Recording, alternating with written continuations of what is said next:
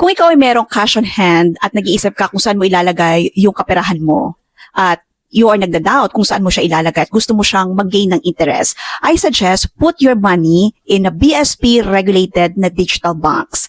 Why BSP regulated? Kasi importante na insured yung ating kaperahan with the Philippine Deposit Insurance Corporation. Kasi malugi man yung bangko, meron kang makukuha. Ang ceiling nun is nasa 500 kiyaw. So kung magde-deposit ka, make it sure na nandun para may peace of mind ka, whatever happens, makukuha mo pa rin yung pera mo.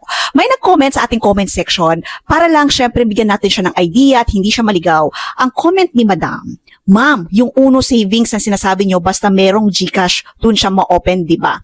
Yung Uno Savings kasi, it's a Uno Digital Bank, is one na digital bank na BSP regulated. So kung magdi-deposit ka doon, may safe ang pera mo kasi BSP regulated na digital bank yan. After mo munang ma-download yan sa Play Store, si Uno Digital Savings,